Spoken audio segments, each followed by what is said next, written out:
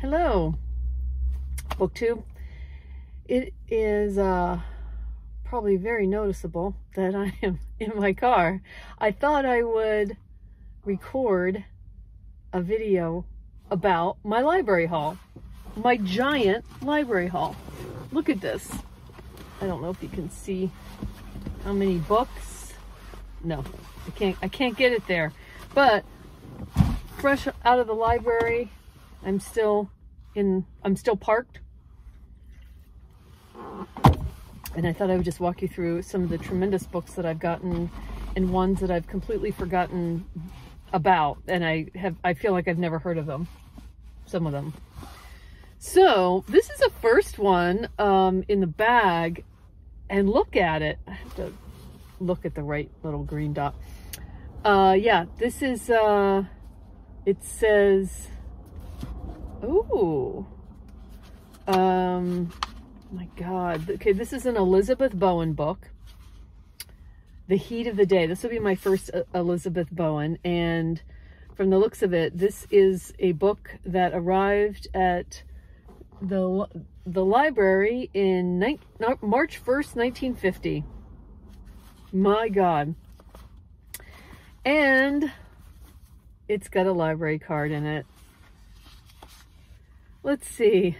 Wow, this is much older. The last time it was checked out was April 11th, 1962.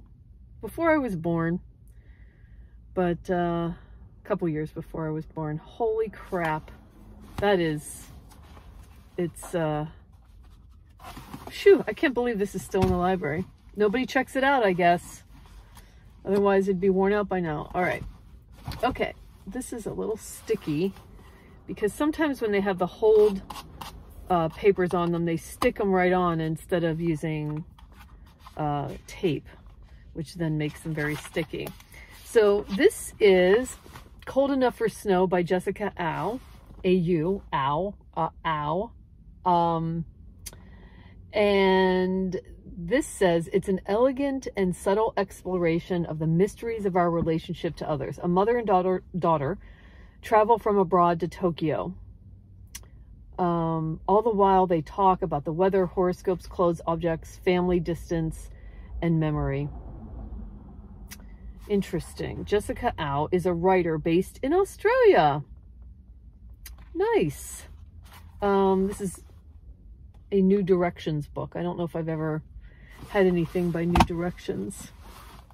And finally, I have gotten out of the library The Prime of Miss Jean Brodie by Muriel Spark. This is a very classic story, and I finally have it in my possession. Whether I'll actually read it, I don't know, but this might be, you know, I'll start it. And this might be just the thing to take on vacation, so we'll see. Oh, this is so pretty. A Horse on Writing. I don't know why it's called that. By Amina Kane. And Amina Kane is the author of, is it called Indelicacy that I just read? And this is so pretty. It's like a square book. And this is a, these are essays. And, oh, it's published by Dorothy, a publishing project, dorothyproject.com. Wow. And it's got these, I guess these are called French flaps. In Amina Kane's first nonfiction book, a series of essayistic inquiries come together to form a sustained meditation on writers and their works, on the spaces of reading and writing, and how these spaces take shape inside a life. Oh, yeah. This these may be essays that I actually stick with. Who knows? Somebody parking in front of me. Let's hope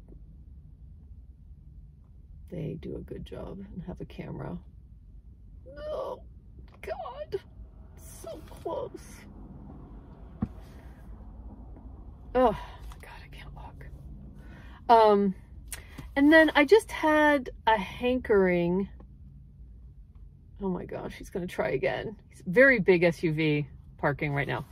I had a hankering to get out, or to read Sigrid Nunez's new book, newest book, What Are You Going Through? I read her book called The Friend, about the dog that she inherits, or at least is taking care of when her friend dies. And I read that book at the start of the pandemic, and I loved it. This guy's doing a much better job parking this time. I'm not as worried. But yeah, so I like Sigrid Nunez. I can't remember whether I read this second book or not, this newest book, but I was listening to an interview of her on a podcast, and just reminded me that I really liked her writing. Now, I've seen this book cover, but I actually don't have any, I don't have any recollection of putting it on hold. It's called My Last Innocent Year by Daisy Alpert. Is it Daisy Alpert Florin? Yeah. This is a college campus setting novel, which is probably why I put it on hold. I love this painting on the front. And I'm not going to read the blurb because I started reading the blurb, and I usually don't read blurbs because they give away too much, but this little description in the front says, My Last Innocent Year possesses an urgent timeliness in its examination of gender, power, and class on a college campus. It's a debut novel. So yeah, I don't know. You know, it's a new release. It's a debut novel. Who knows?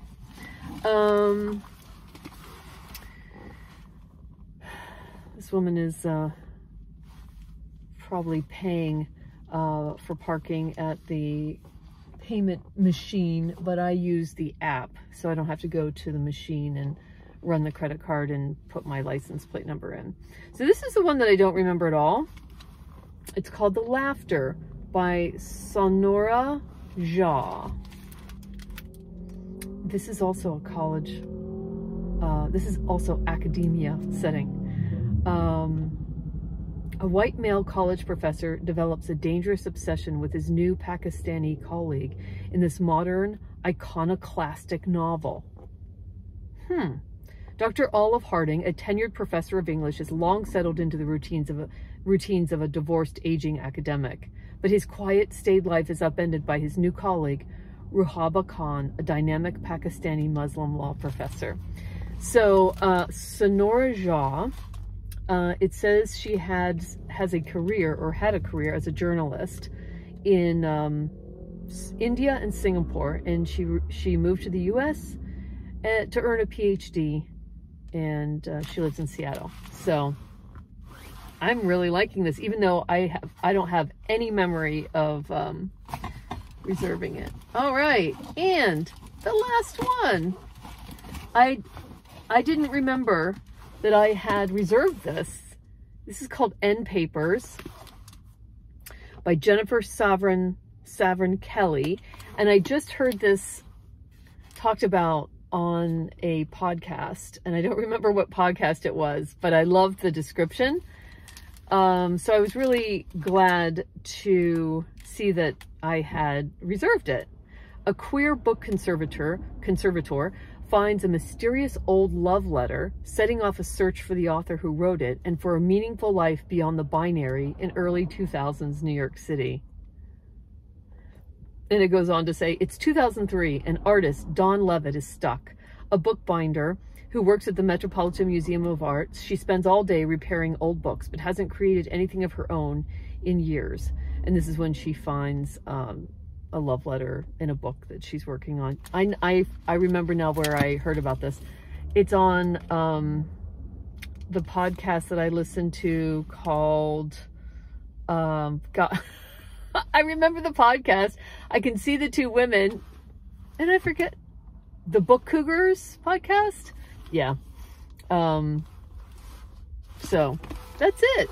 Those are all my books. every single one of them. And I just finished the Barbara Pym this morning so that I could return it. And you know what? It did have some love stories in it. Yeah, it was good. Uh-oh. I wouldn't say the car that parked in front of me is now beeping as if somebody is breaking into it or something, although nobody is there. Welcome to the city.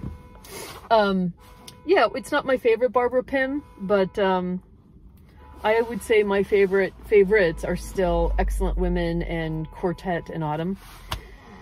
But I haven't read any more other than the one A Glass Full of Blessings, One Tame Gazelle, and then those other two. So anyway, I don't know when I'm going to post this, maybe tomorrow. But I hope you're having a good weekend and that you're getting some good books from the library.